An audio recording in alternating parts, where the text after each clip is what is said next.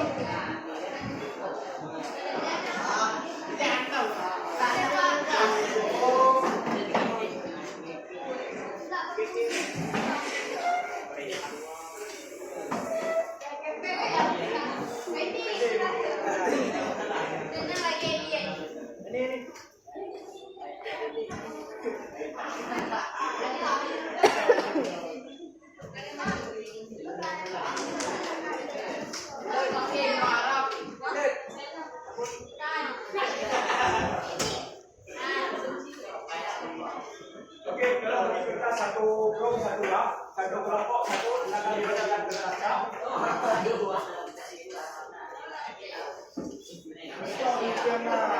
Oke, usahakan ada minimal per kelompok 10 ya. Kalau sama nanti bisa coret, kita cari yang beda-beda ya.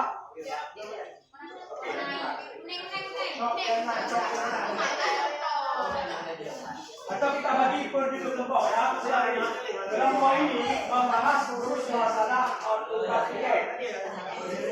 Ya, kelompok ini urus tugas tiket. Ini? Oke, tentang disiplin kelas ya. Oke, kelompok ini tentang pakaian ya. Bisa. Kelompok ini tentang tugas ya. Tugas ya. Oke, tentang tugas apa saja. Kelompok ini tentang apa? Pakaian sudah. Tiket sudah. Disiplin kelas sudah. Ada lagi yang perlu disampaikan?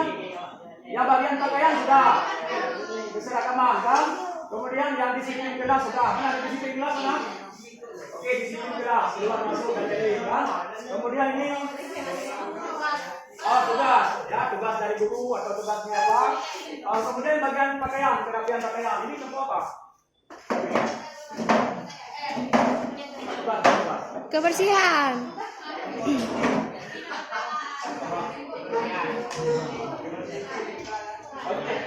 Boleh. Aturan tentang kebersihan boleh. Oke ya. Oke, ditumpahkan minimal per 20 ya. Maksudnya apa saja yang kira-kira kalian sepakati itu tolong ditulis pada kertas karton. Kemudian setiap anggota harus berpartisipasi juga ya, memberikan apa yang kira-kira disepakati bersama. Paham? Paham? Siap? Siap? Oke, silakan ya. Oke, spidol. Kelompok mana berbeda spidol? Oke, paham.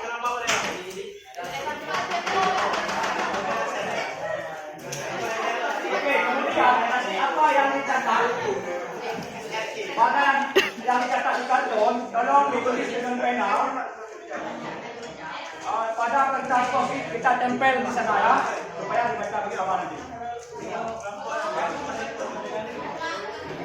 Ya, silakan. Spidol. Tadi spidol ada 6.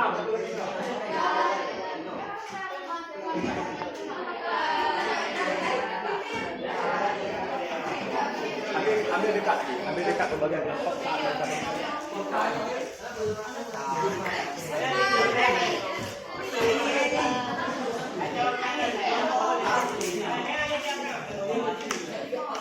Oke, silakan mulai tulis.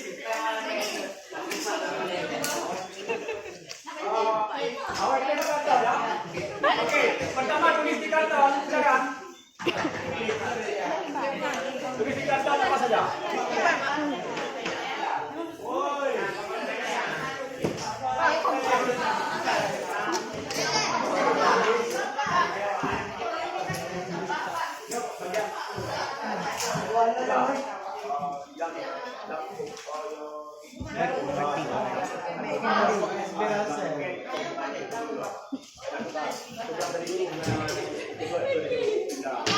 Tidak ikut upacara.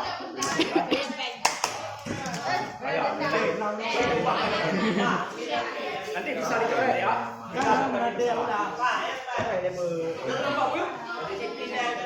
Yang kelas, yang terlambat datang kan masuk tu. Yang keluar tidak masuk.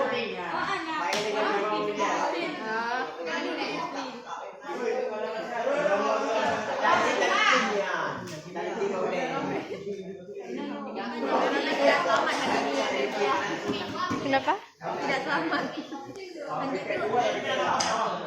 Berarti naik. Saya nggak paham.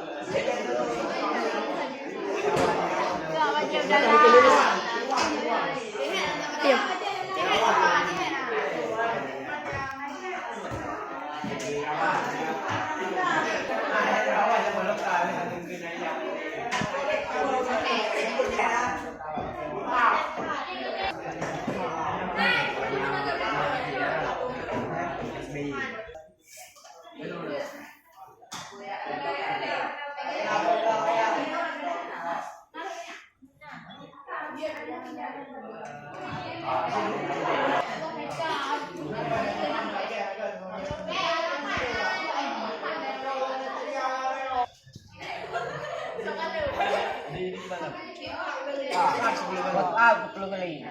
Main. Kok main kita pilih benar. Itu PUSH. PUSH.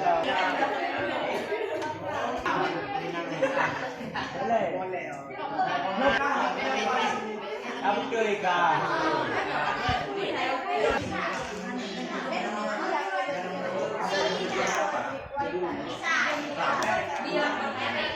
Lapangan pengen kan? Di lapangan. Di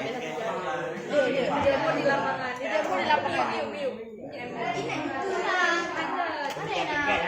Itu sambung nyuku tuh. Kan lagi nanya. Banyak lebih pagi juga. Ada lagi yang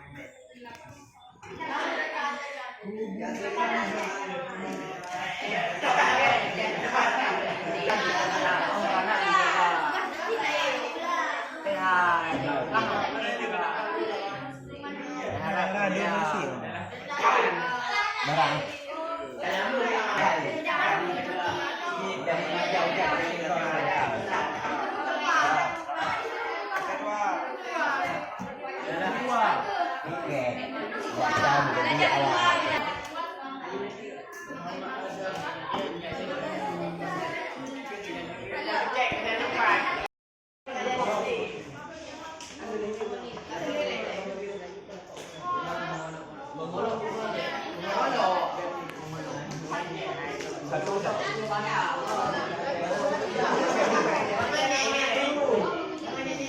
Ya, pakai pulpen ya.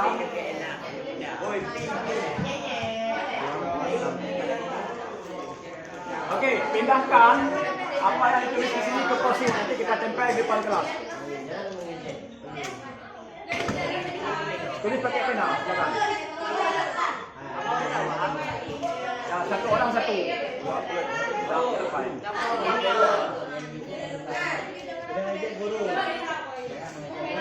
Menedekkan dulu kali ini. Oke, silakan tulis nanti pakai pena, pindahkan ke mana ya?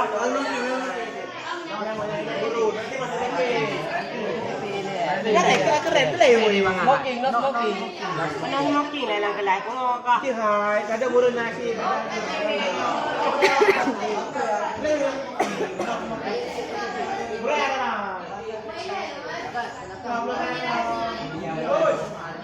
Kamu ini apa?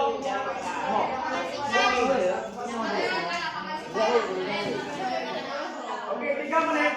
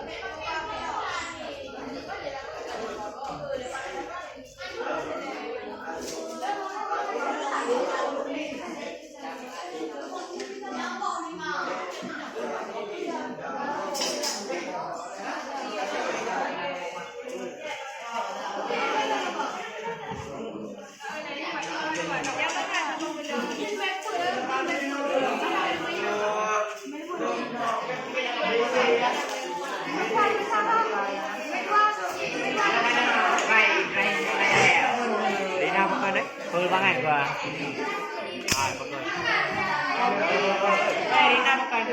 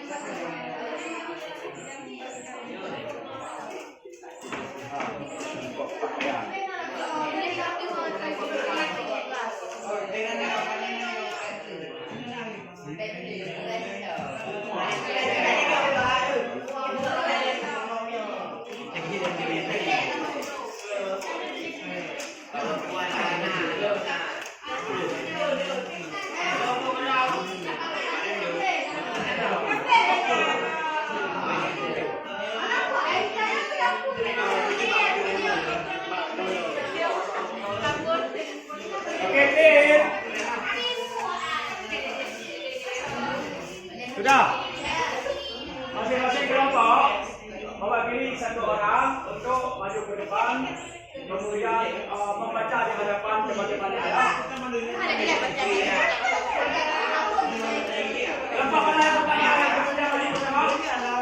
Oke ya, jangan ingin keluar, maju ke depan. Oke.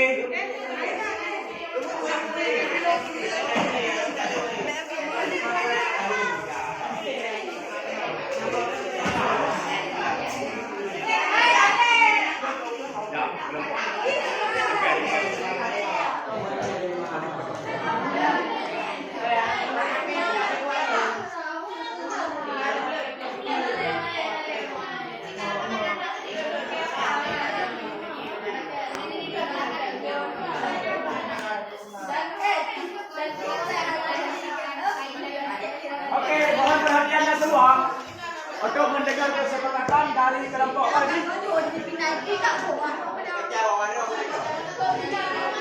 Disiplin kelas, kelompok disiplin kelas, silakan. Halo, tolong silent. Silakan.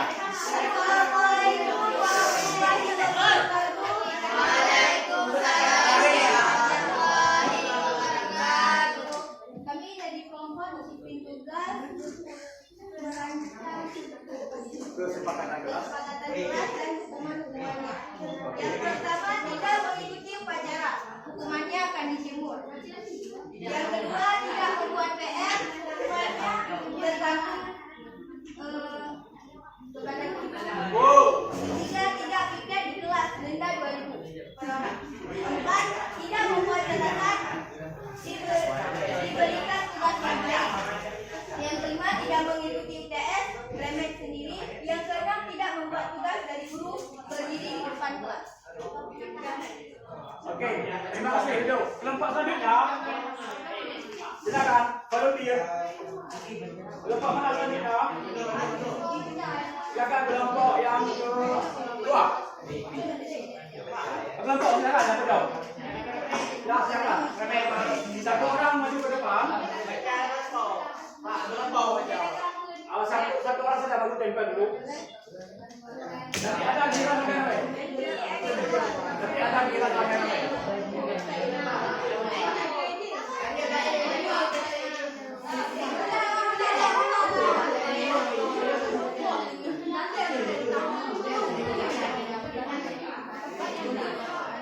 Oke, silakan kelompok yang kedua. Fernando.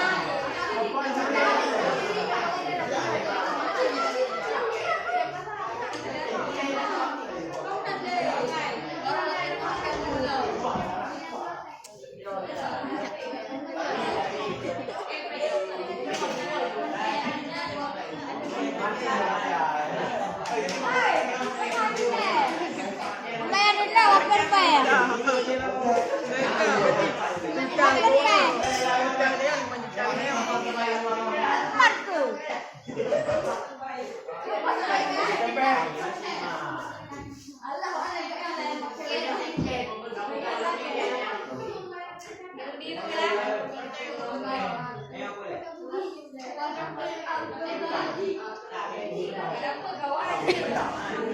mohon perhatiannya. Silakan didengar kesepakatan dari kelompok.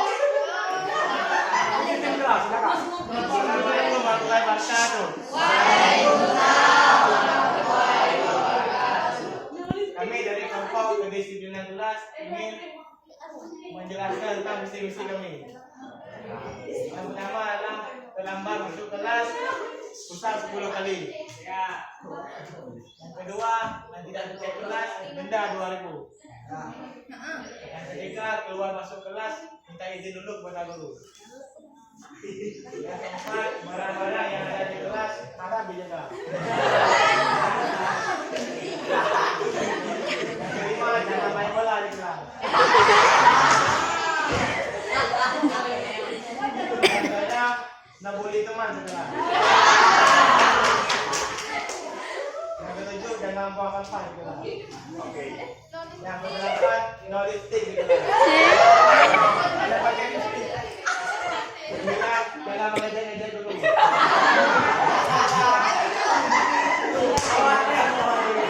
Dan 10, no smoking di kelas. Oke, no smoking.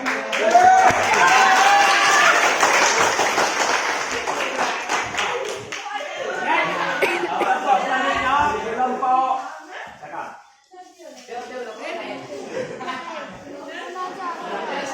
Ya, sudah.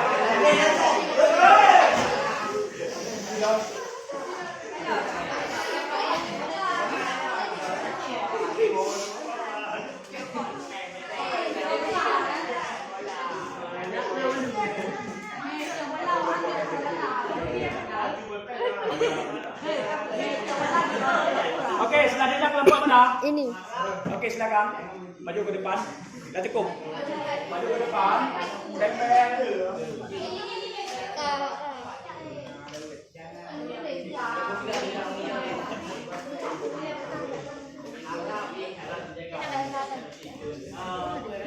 Mười à, này mình đủ 10 à bác à? Không mà tôi phụ thật. Hãy chơi chú, chơi chú.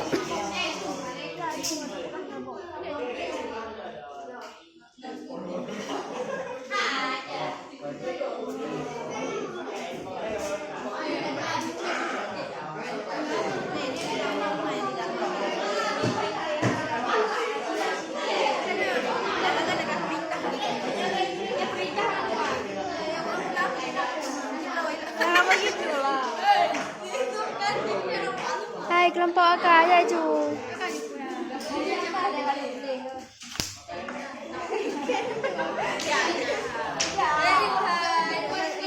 Siapa maju? Tolong maju. Silakan. Oke, maju terus. Hai push lagi ya cu. Để ya Silakan dia. maju. Silakan satu orang. Siapa? Oke, juga 5 orang lain.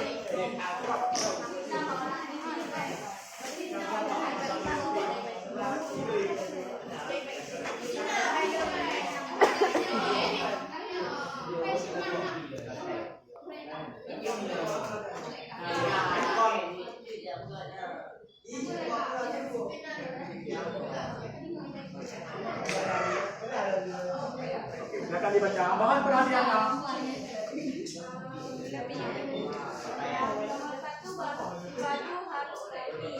Oke, pakaian ya, kelompok pakaian, baju harus rapi. Oke, silakan. Oke, yang tidak rapi pakaian, berarti dendanya pungut sampah. Yang laki-laki baju masuk ke dalam celana, bukan celana masuk ke dalam baju. Ya, dendanya dicoret baju yang di luar. Oke. Harus ada simbol ya. Harus ada simbol, ingat itu. Pakaian harus ada simbol. Dendanya dicoret pada lengannya. Oke. Ya, pakaian dipakai sesuai dengan harinya. Ya. Dendanya dikurangi nilai gantengnya dikurangi. Oke.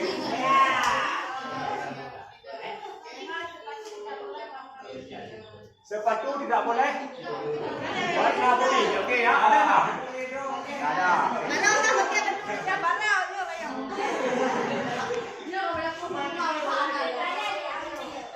Tendanya diambil sepatutnya ya. Okey.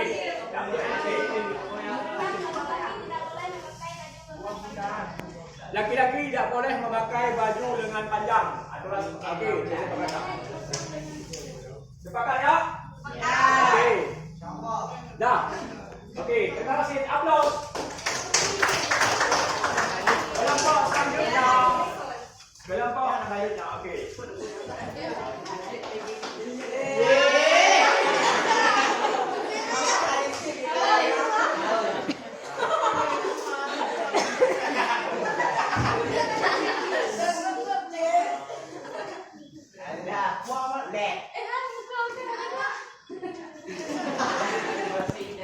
Okey, silakan.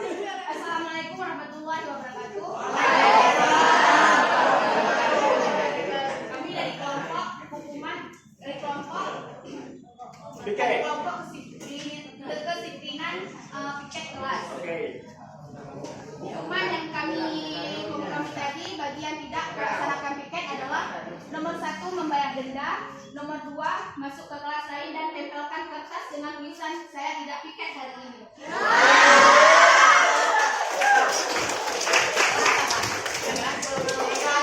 Nomor 3 membersihkan lapangan dan nomor 4 berdiri di depan kelas. Nomor 5 membersihkan sampah di depan kelas. Nomor 6 dijemur selama 15 menit. Nomor 7 membersihkan loteng kelas. Itu saja yang kami lakukan dari kelompok. Okey, aplaus. Silakan.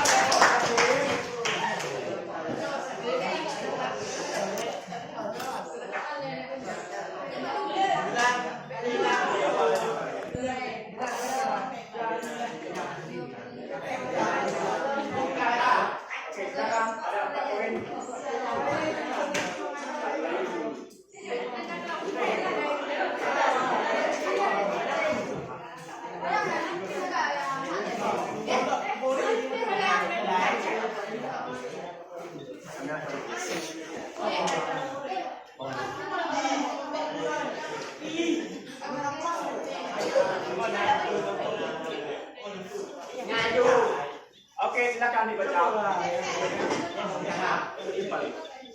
Okey, silakan dibaca. Assalamualaikum warahmatullahi wabarakatuh.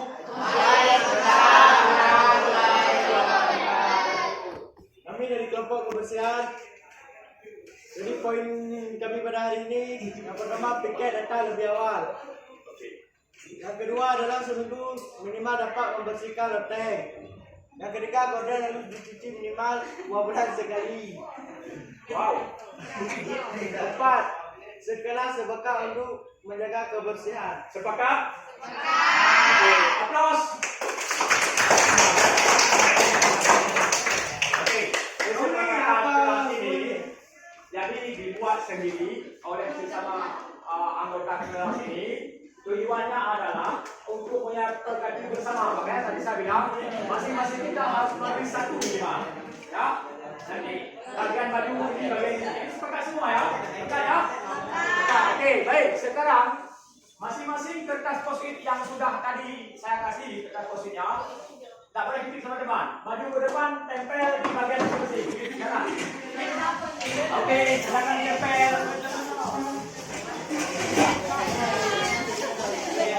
Piket. Pakai piket. Sambung ke bawah dulu. Mama pindah ada piket.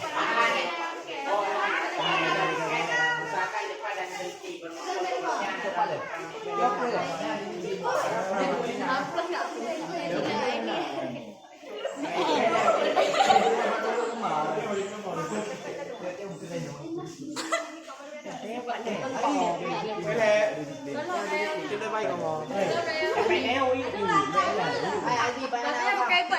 Ada sila. Ada pakai pedang. Kasih terbaik lah. Salah. Terbaik. Yang kali pun yang melak dia. Malah kata mir ya. Ini keempat terbaik nih antara. Keren, no boleh keren. Allah. Ada. Berapa bakti dia? Ya mana pedang. Dia bakti yang berdua.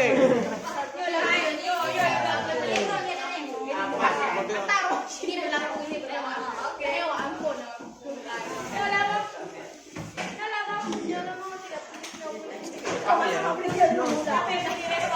Beli kita mula. Mau beli.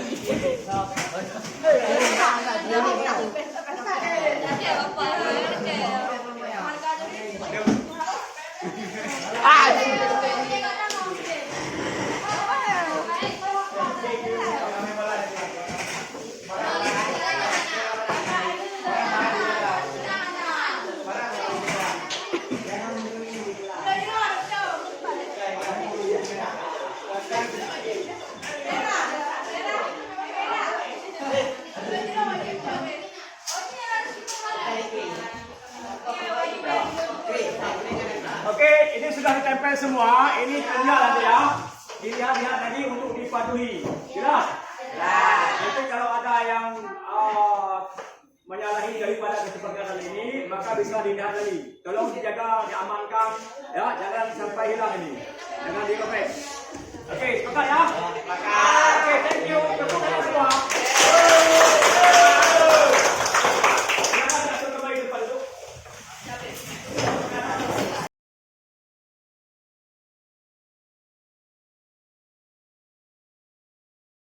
Bismillahirrahmanirrahim. Assalamualaikum warahmatullahi wabarakatuh. Alhamdulillah. Allahumma salli wa sallim ala Rasulillah wa ala alihi wa sahbihi wa mawalah. Rabbi shrah li sadri wa yassir li amri wa hlul 'uqdatam min lisani yafqahu qawli. Sadaqallahul azim. Yang saya hormati Bapak Ibu guru semua, rekan-rekan sejawat, pada hari ini saya minta waktu lebih kurang sekitar 1 jam untuk memaparkan satu pengibasan atau ilmu yang sangat luar biasa yang kami peroleh selama pendidikan guru bergerak dalam durasi waktu selama 1 bulan pada modul pertama ini. Luar biasa Bapak Ibu ya. Baik Bapak Ibu, pada hari ini yang ingin kami sampaikan adalah budaya-budaya positif yang ada di sekolah. Ya, budaya-budaya positif yang ada di sekolah yang mungkin banyak di antara kita mengabaikan. Padahal ini penting. Ya. Ini ilmu yang luar biasa. Baik, Bapak Ibu, mohon diperhatikan kepada layarnya. Yang pertama saya sampaikan salam dan bahagia. Ini penting Bapak Ibu. Kenapa mesti disampaikan dengan salam dan bahagia? Jangan sampai kita menjadi guru menderita. Ya. Akhirnya kita mengajar dalam keadaan menderita. Jadi nikmati pekerjaan kita dengan santai dan bahagia. Kalau memang nggak merasa santai dan kembali pulang dulu. Ya, karena bagaimanapun kita adalah menyampaikannya dengan penuh kebahagiaan. Ya, salam dan bahagia. Oke, apakah makna budaya positif? Nah, ini budaya positif yang ada di lingkungan sekolah Bapak Ibu. Ya, apa contoh penerapan positif yang telah kita terapkan di sekolah kita? Ya, budaya positif yang di sekolah yaitu nilai-nilai dan kebiasaan-kebiasaan di sekolah yang berpihak pada peserta didik agar mereka dapat berkembang menjadi pribadi yang kritis, penuh hormat dan bertanggung jawab. Ya, jadi kembali kepada siswa. Ya, kita adalah guru ini ibarat penuntun saja. Oke, kemudian perubahan paradigma sebagaimana filosofi pendidikan oleh Bapak Pendidikan Indonesia yaitu Ki Hajar Dewantara, bukan tabula rasa. Kemudian semua anak terlahir dengan bakatnya masing-masing, unik. Ya, anak-anak itu unik sekali Bapak Ibu, luar biasa. Ini hanya dinikmati oleh orang-orang yang sudah punya anak. Kemudian budi pekerti, budi pekerti. Kemudian juga tugas guru adalah menuntun, ya. Tugas guru adalah menuntun bakat tersebut agar anak tumbuh dengan selamat dan bahagia. Jadi tugas kita guru adalah mengarahkan anak dan peserta didik agar mereka itu tumbuh dan bahagia, ya.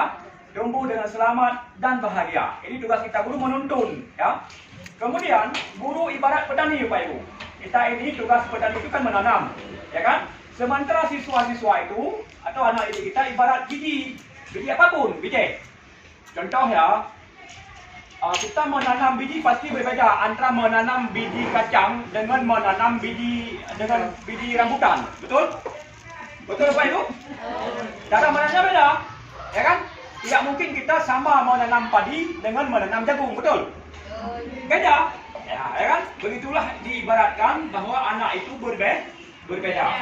Kemudian kodrat alam dan kodrat zaman. Kita mendidik anak mengikuti dengan kondisi alam anak tersebut dan zamannya, ya, sesuai dengan perkembangan zaman, ya.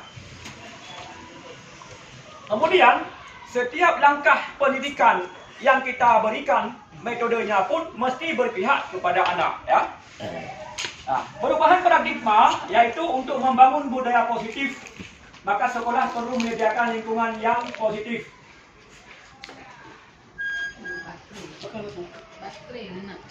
Perubahan paradigma untuk membangun budaya yang positif di sekolah perlu menyediakan lingkungan yang positif, aman dan nyaman agar murid-murid kita mampu berpikir, bertindak dan mencipta dengan merdeka, mandiri dan bertanggung jawab. Lazimnya disiplin dikaitkan dengan kontrol. Dalam hal ini yaitu kontrol guru dalam menghadapi murid. Ya. Kemudian berikut ini paparan pendapat dari seorang ahli, yaitu ilusi guru yaitu mengontrol murid.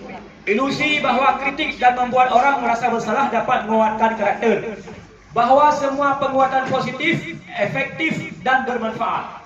Ilusi bahwa orang dewasa memiliki hak untuk memaksa. Ini adalah sesuatu yang paradigma yang kita pikirkan.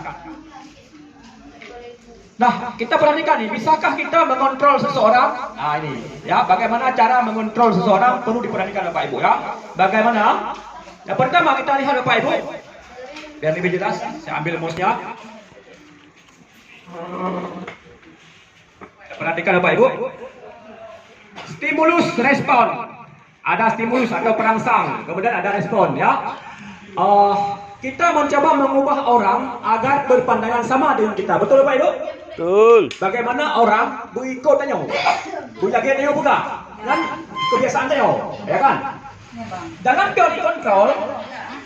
teori kontrol, seharusnya kita berusaha memahami pandangan orang lain tentang dunia. Tidak boleh sama dengan kita. Kemudian perilaku buruk dilihat sebagai suatu kesalahan, benar tak? Perilaku buruk dilihat sebagai sesuatu yang salah. Perilaku buruk. Nah, kalau teori kontrol, semua perilaku memiliki tujuan. Semua perilaku memiliki tujuan.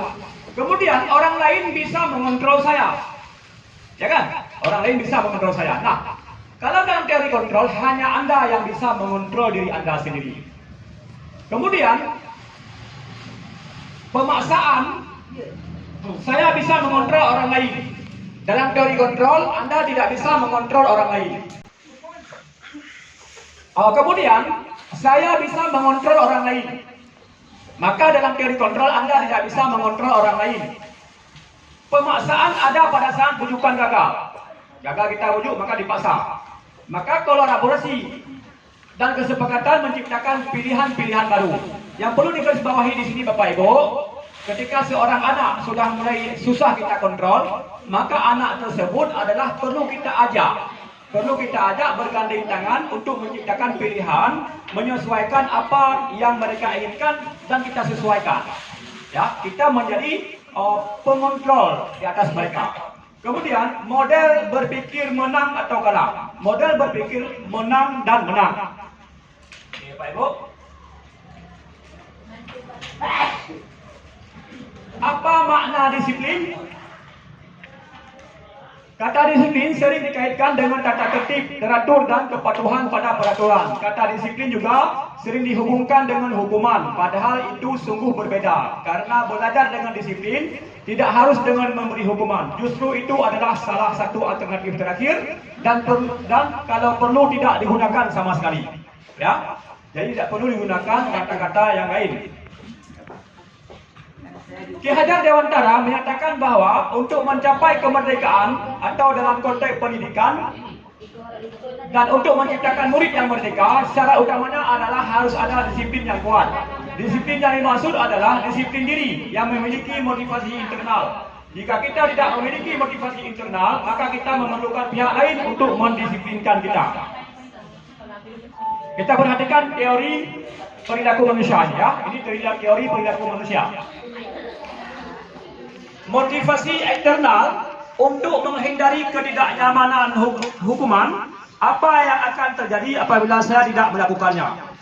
Kemudian motivasi eksternal untuk mendapatkan imbalan dari orang lain atau institusi. Apa yang akan saya dapatkan apabila saya melakukannya? Kemudian yang terakhir, motivasi internal atau tujuan untuk disiplin positif diri, yaitu menghargai diri sendiri, menjadi insan sesuai harapan kita. Saya akan menjadi orang seperti apa yang kita melakukannya. Ya? Ini harapannya yaitu pada yang terakhir. Ya kan? Saya akan menjadi orang seperti apa yang bila saya melakukannya. Ini motivasi diri Bapak Ibu ya, motivasi internal yang ada pada diri kita secara positif. Nah, kita perhatikan nih budaya positifnya. Kemudian ada lingkungan positif, keyakinan positif, kemudian lahirlah peraturan-peraturan yang ada positif juga. Di sini yaitu peraturan kelas. Nah, keyakinan kelas Bapak Ibu kita jarang membuat. Biasanya keyakinan kelas ini atau kesepakatan kelas dibuat pada awal masuk kelas oleh wali kelas sebenarnya. Wali kelas bisa membuat kesepakatan kelas dengan siswa supaya mereka ikut dilibatkan dan patuh dengan aturan. Misal, semua siswa wajib pakai simbol. Siswa dilibatkan sesama siswa, dirapatkan dengan mereka oleh wali kelas aturan-aturan tersebut. Mengapa kita memiliki peraturan harus menggunakan helm bila mengendarai kendaraan roda 2? Kemudian mengapa kita memiliki peraturan 3M, menggunakan masker, cuci tangan dan menjaga jarak 1,5 meter ini kemarin waktu COVID-19. Kemudian mengapa kita memiliki peraturan harus datang tepat waktu pada saat mengikuti pelatihan? Untuk mendukung motivasi intrinsik, kembali ke nilai-nilai keyakinan lebih menggerakkan seseorang dibandingkan mengikuti serangkaian peraturan-peraturan yang ada. Jadi Bapak Ibu, kita menggerakkan orang agar orang maunya apa? Supaya kita kesepakatannya dilaksanakan, itu maksudnya ya. Nah, contohnya Bapak Ibu, kita lihat nih dalam keyakinan kelas adalah nilai-nilai kebajikan atau prinsip universal yang disepakati bersama secara universal, lepas dari latar belakang, suku, negara, bahasa maupun agama apapun. Menurut Gossen, suatu keyakinan akan lebih memotivasi seseorang dari dalam. Seseorang akan lebih bersemangat untuk menjalankan keyakinannya daripada hanya sekedar mengikuti serangkaian peraturan. Ya. Kalau peraturan biasa orang lain buat, dia tidak dilibatkan, maka akan sering dibuat pelanggaran. Tapi kalau dia dilibatkan dalam peraturan, maka akan lebih mudah untuk diikuti. Kita lihat ini Bapak Ibu, pembentukan keyakinan kelas. Keyakinan kelas bersifat abstrak daripada peraturan yang lebih rinci dan konkret. Keyakinan kelas berupa pernyataan-pernyataan yang universal. Keyakinan kelas senantiasa dibuat dalam bentuk positif. Ya. Keyakinan kelas hendaknya tidak terlalu banyak sehingga mudah diingat dan dipahami. Kadang-kadang terlalu banyak, sakit juga si baik baca. Kemudian semua warga kelas sebaiknya ikut berkontribusi dalam membuat kegiatan kelas lewat curah pendapat. Kemudian bersedia meninjau kembali keyakinan kelas dari waktu ke waktu. Direvisi kembali ya. Nah, kita lihat sekilas ini peraturan dan keyakinan atau nilai kebajikan yang dituju. Selalu kembalikan buku ke tempatnya. Ini misalnya peraturan kelas ya. Di kelas ada satu peraturan, misalnya siswa yang pinjam-pinjam buku, yang ambil buku di pojok baca, mengembalikan buku tersebut kembali ke tempatnya. Nah, ini termasuk peraturan kesepakatan kelas. Ya kan? Bagaimana cara agar siswa mau? Maka buatkan nilai tanggung jawab pada siswa. Nah, kemudian dilarang mengganggu orang lain. Nah, menghormati orang lain dan diri sendiri. Ya, biasanya orang kalau dilarang-larang akan senang untuk melanggar. Makanya bukan buat melarang, tapi bagaimana menghormati orang lain, komitmen dan tujuan berkomitmen. Maka lebih sering kita jangan larang, tapi apa? Balikkan ucapannya. Hormati orang lain nak. Mai baikkan dia kau. Baik apa kau? Biasa dia akan tetap melakukan kesalahan tersebut. Tapi bagaimana? Ya, kau hargai kau beoknya. Kata-katanya dibalik. Ya, kata-katanya menjadi kata-kata yang positif. Kemudian dilarang melakukan kekerasan, dirubah menjadi keselamatan dan menghormati hak orang lain.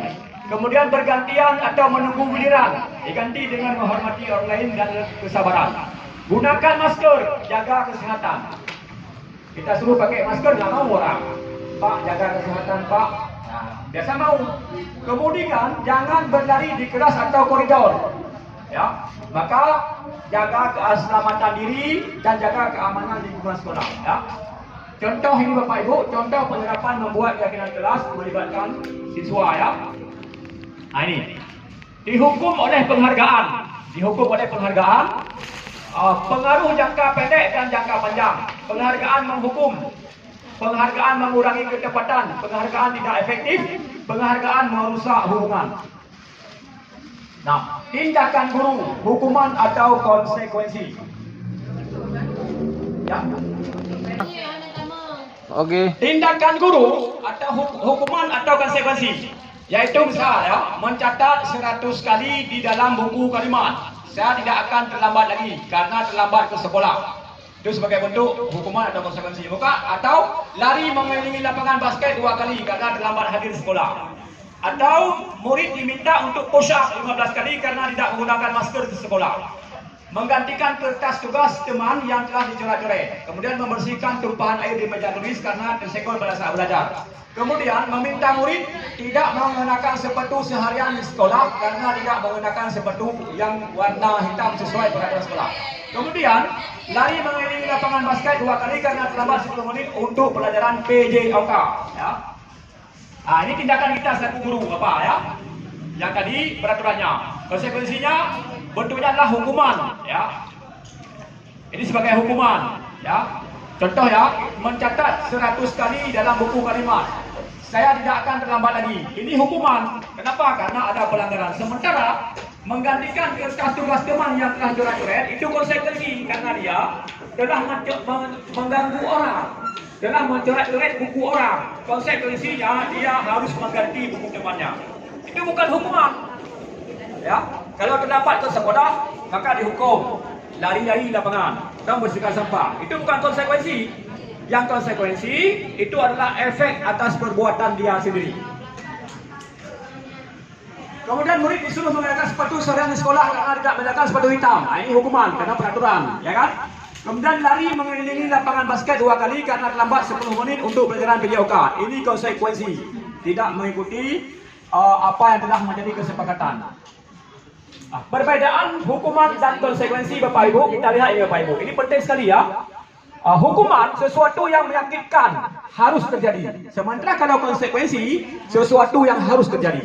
Kemudian kalau hukuman itu akan membuat anak sakit baik fisik maupun hati untuk jangka waktu yang lama. Sementara kalau konsekuensi itu anak akan merasa tidak nyaman dalam jangka waktu pendek.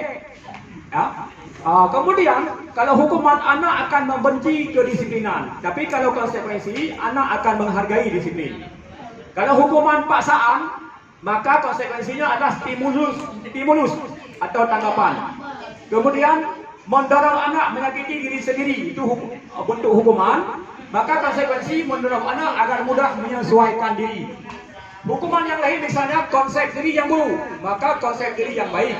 Anak belajar untuk menyembunyikan kesalahan. Ini apa?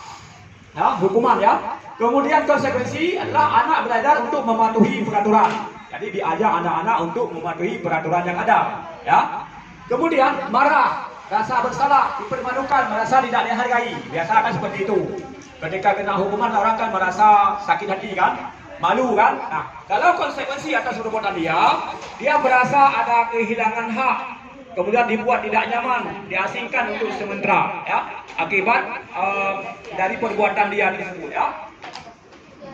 Nah, kebutuhan dasar manusia Pak Ibu. Yang pertama cinta dan kasih sayang. Cinta kasih diterima, ya. Kemudian penguasaan, kebebasan dan kesenangan.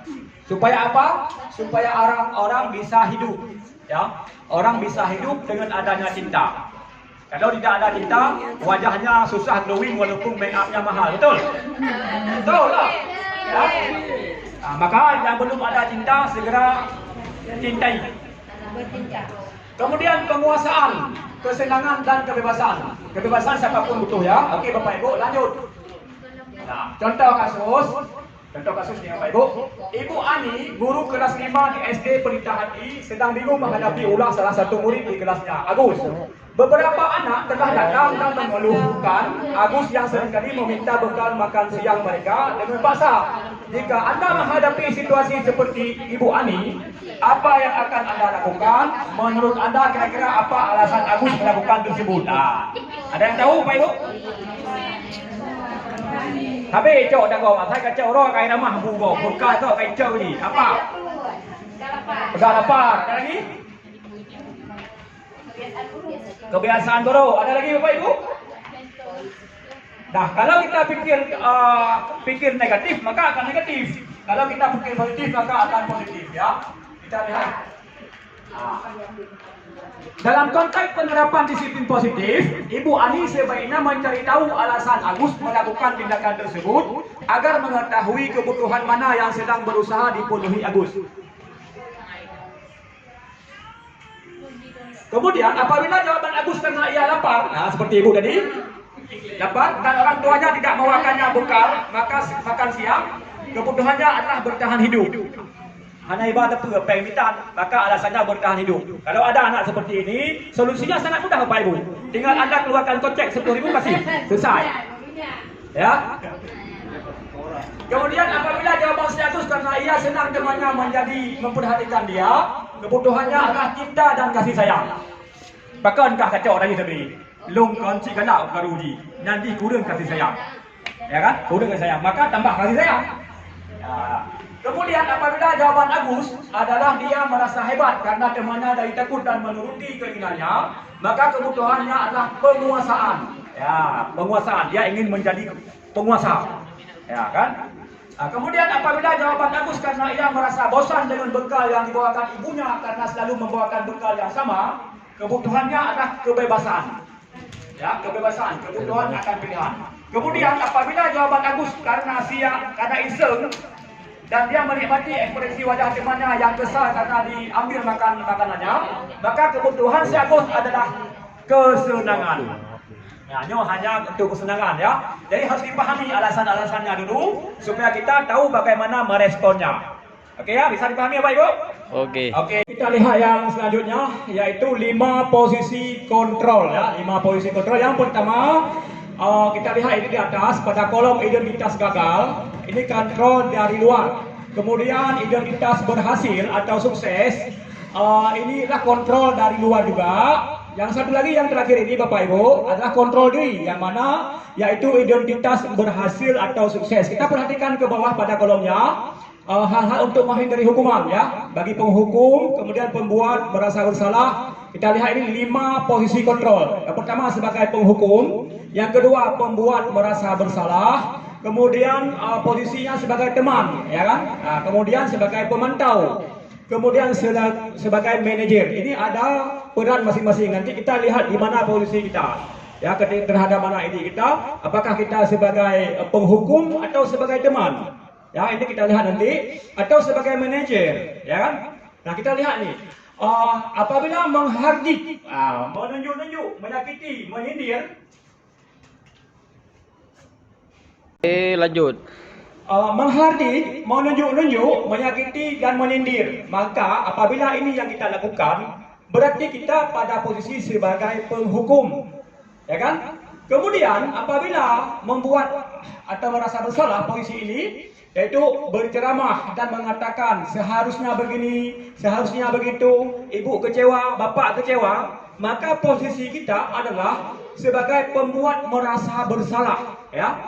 Kemudian apabila kita sering melakukan, misalnya ketika anak berbuat salah, membuatkan alasan-alasan untuk muridnya, nah, maka ini posisi kita selaku teman, ya, selaku teman. Kemudian pemantau, yaitu menghitung dan mengukur apa-apa yang dilakukan oleh si anak. Nah, kalau posisi manajer, yaitu mengajukan pertanyaan-pertanyaan, ya, menanyakan kepada anak-anak untuk menggali kenapa dia sampai melakukan hal tersebut, ya kan? Nah, ini posisi sebagai control manager. Kemudian guru berkata, apabila guru berkata, kalau kamu tidak melakukan, awas ya, rasakan nanti. Ini biasanya penghukum. Jadi bapak-bapak, ibu-ibu yang sering melakukan kondisi seperti ini, kata-kata seperti ini bapak-bapak sebagai penghukum. Ya. Kemudian jika sering berkata, kamu seharusnya Kamu sudah tahu, ibu lelah sekali mengatakan, ibu stres. Apabila bapak ibu mengatakan demikian, maka posisi anda adalah orang termasuk seseorang yang membuat merasa bersalah, ya kan? Nah, kalau sebagai teman, ayolah lakukan demi ibu. Masa kamu tidak mau, ingat, tidak ibu pernah bantu, ya. Ini sebagai teman, jadi mengajak anak-anak ini sebagai teman. Kemudian apabila sering mengatakan peraturannya apa, aturannya bagaimana, maka ini posisi kontrolnya adalah sebagai pemantau. Nah, apabila posisi kontrol manajer, maka orang pada posisi ini seseorang akan mengatakan apa yang kita yakini, apa yang bisa kau kerjakan untuk memperbaiki masalah ini. Makanya Bapak Ibu, jika melihat anak-anak dengan tingkat kesalahan seperti itu, maka lakukan seperti pada posisi kontrol manajer, ya. Ajak anak-anak apa yang kita yakini, apa yang bisa kita kerjakan untuk memperbaiki masalah ini. Nah, mengajak anak-anak tersebut sebagai kontrol manajer. Kemudian hasilnya Bapak Ibu, ya, memberontak, menyalahkan orang lain, berbohong, maka ini penghukum. Kemudian pembuat merasa bersalah, menyembunyikan, menyangkal, berbohong. Apabila teman, akan terjadi ketergantungan, ya, ketergantungan. Kemudian untuk pemantau, menyesuaikan diri bila diawasi. Kalau enggak diawasi, tidak ada yang peduli. Ini pemantau, ya. Jika anak-anak ada guru di situ, dia melakukannya. Tidak ada guru tidak melakukannya atau melanggarnya, maka ini posisi kita sebagai pemantau. Kemudian kalau kontrol manajer akan menguatkan kepribadian anak, sehingga si anak punya keyakinan yang positif. Kemudian kaitan dengan dunia berkualitas, yaitu murid meletakkan guru di luar dunia berkualitas. Kemudian murid meletakkan guru di dalam dunia berkualitas. Kalau sebagai teman, murid akan meletakkan atau memposisikan guru sebagai orang yang sangat penting di dunia yang berkualitas. Ini sebagai teman. Kemudian apabila pemantau, murid memposisikan guru peraturan dan hukuman di dunia berkualitas. Kemudian apabila kontrol manajer, maka murid meletakkan dirinya sebagai individu yang positif dalam dunia yang berkualitas, ya. Jadi bagaimana agar anak-anak dia memposisikan diri pada hal-hal yang positif. Yang terakhir Bapak Ibu, ya kan? Di bawahnya murid berkata. Nah, ini apa tadi? Apabila guru berkata, sekarang murid kita perhatikan nih. Apabila guru berkata, biarkan saja, nanti juga marah-marah lagi. Maka guru yang seperti ini berada pada posisi sebagai kontrol penghukum. Nah, penghukum. Kemudian apabila maafkan saya, misalnya ada murid yang kata maafkan saya, maka dia merasa ada yang bersalah. Kemudian saya pikir bapak atau ibu teman saya ternyata begini, begitu. Ternyata ini posisinya adalah teman, ya. Pemantau, berapa banyak bintang yang saya harus peroleh? Ya, karena kalau sekolah lain itu memberikan bintang 1 sampai 5 kan, untuk bentuk apresiasi kepada seseorang anak didik, ya. Berapa halaman yang harus saya kerjakan? Nah, berapa halaman harus saya tulis? Nah, ini berarti posisi kita selaku guru adalah sebagai pemantau. Kemudian untuk kontrol manajer, bagaimana caranya saya bisa memperbaiki keadaan? Nah, apabila anak-anak sudah mengatakan bahwa bagaimana ya Pak, kalau supaya saya ini bisa memperbaiki diri saya, maka ini artinya anak tersebut sudah pada posisi kontrol manajer, ya. Nah, kemudian yang terakhir, dampak pada murid. Adapun dampak pada murid adalah misalnya siswa mengatakan mengulang kesalahan, ya kan? Ini maka jika kita lihat siswa masih mengulang kesalahan, maka pada posisi sebagai kontrol penghukum. Apabila merasa rendah diri, maka dia merasa bersalah, ya. Lemah, tidak mandiri, tergantung, maka posisinya adalah sebagai teman. Kemudian menitik beratkan pada sanksi atau hadiah untuk dirinya. Kalau ada diberikan sanksi, dia kerjakan. Tidak diberikan hadiah, tidak dikerjakan. Nah, ini pada posisi pemantau. Nah, bagaimana agar berada pada posisi control manager? Yaitu mengevaluasi diri, bagaimana cara memperbaiki diri. Nah, jika anak sudah bertanya pada dirinya untuk memperbaiki diri, maka ini artinya sudah berada pada posisi control manager, termasuk guru. Nah, kalau guru mengatakan apa yang dapat saya perbaiki untuk meningkatkan cara mengajar saya, untuk agar anak patuh, ya kan? Nah, ini artinya kita sudah berada pada posisi sebagai control manager, bukan sebagai penghukum, ya. Nah, baik Bapak Ibu, kita lanjut pada slide selanjutnya.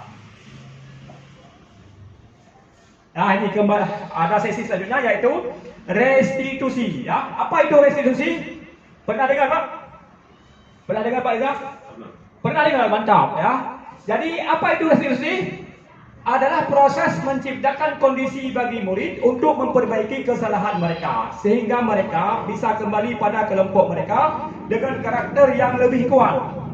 Nah, ya, nanti ada contoh-contohnya Bapak Ibu. Kita lanjut.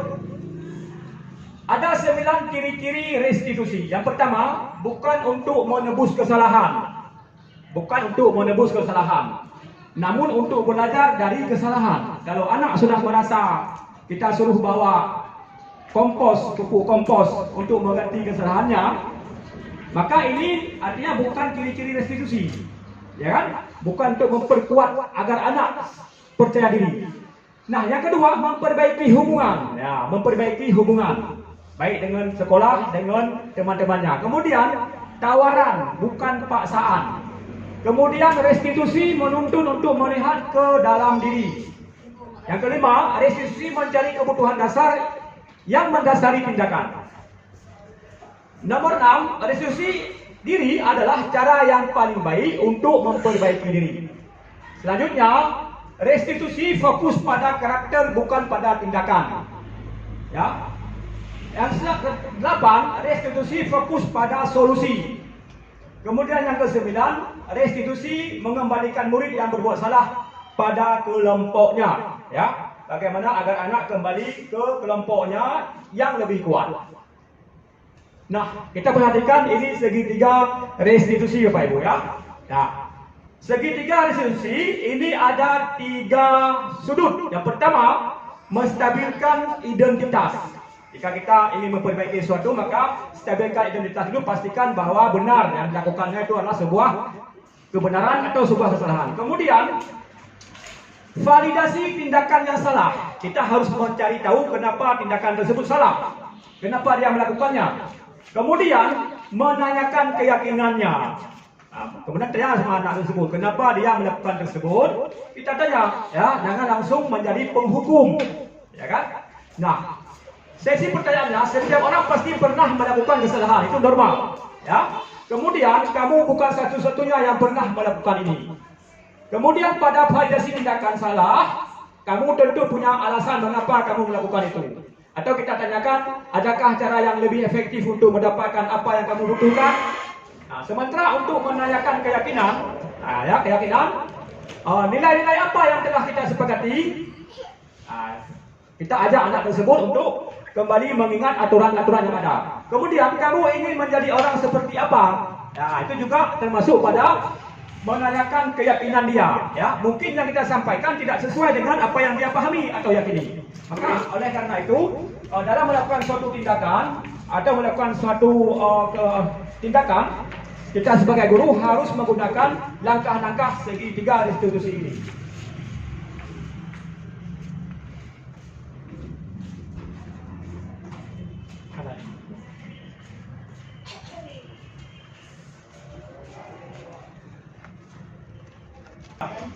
Oke Bapak Ibu, sampai di sini yang dapat saya sampaikan.